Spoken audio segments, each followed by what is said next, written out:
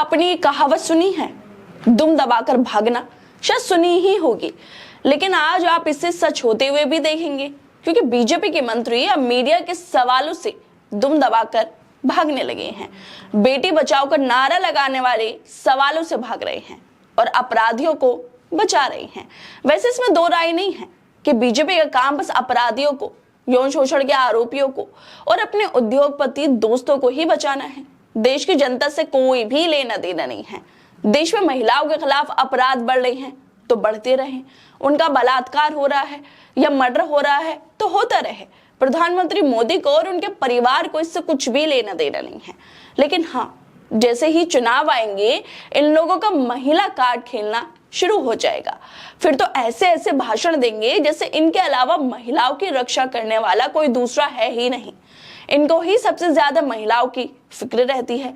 लेकिन अगर पत्रकार महिलाओं पर सवाल पूछ ले तो इनके चलने की स्पीड तेज हो जाती है, ये दुम दबाकर भागने लगते हैं। दरअसल आपको याद ही होगा कि उत्तराखंड के पौड़ी गढ़वाल जिले के यमकेश्वर इलाके के एक रिजोर्ट से 18 सितंबर 2022 को लापता हुई अंकिता भंडारी का शव मिला था, क्योंकि उन्होंने किसी वीआईपी कस्टमर को एक्स्ट्रा सर्विस देने से मना कर दिया था। इसी वजह से उत्तराखंड में बीजेपी नेता विनोद आर्य के बेटे और रिजोर्ट के मालिक पुलकित आर्य ने अपने साथियों के साथ मिलकर अंकिता भंडारी की हत्या कर दी थी। फिलहाल पुलकित आर्य जेल में हैं, लेकिन इसी मामले को लेकर जब बीजेपी के महिला बाल विकास मंत्री स्मृति ईरानी से जब सवाल पूछा गया तो वो सवालों से बचकर भागने लगी, ताकि महिलाओं के नाम पर इमोशनल कार्ड खेलने वाली स्मृति ईरानी को जवाब न देना पड़े। केरल में एक हथनी की मौत पर ये इमोशनल हो जाती हैं, तांडव करने लगती है स्मृति ईरानी, लेकिन अंकिता भंडारी के मर्डर पर सवाल पूछे जाने से भागने लगती है। पत्रकारों के सवाल पूछते ही उनके चलने की स्पीड तेज हो जाती है और वो जल्दी जल्दी में सवालों से बचकर भागने लगती हैं। स्मृति ईरानी के इस ड्रामे की वीडियो सोशल मीडिया पर भी वायरल हो गई है। इस वीडियो में खुद को महिला मंत्री बोलने वाली स्मृति ईरानी दिख रही हैं और पत्रकार उनसे अंकिता भंडारी को लेकर सवाल पूछ रहे हैं। पत्रकार बार बार पूछ रहे हैं कि अंकिता भंडारी के बारे में क्या कहना चाहोगी मैडम, अंकिता भंडारी के बारे में क्या कहना चाहोगी। लेकिन मैडम जी ने जैसे ही ये सवाल सुना, फौरन ही वो तेज तेज चलने लगी।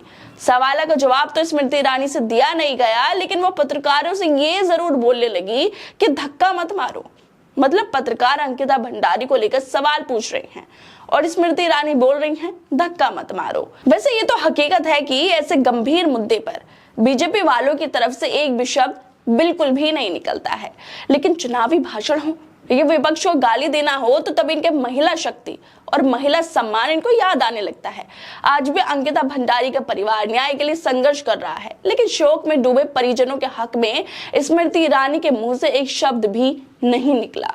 मगर जैसे ही पत्रकारों ने सवाल किए, वो ऐसे भागने लगी जैसे ओलंपिक की 400 मीटर दौड़ में उन्हें भागना हो। अब सवाल ये उठता है कि आखिर क्यों भाजपा के मंत्री सवालों से भागते हैं?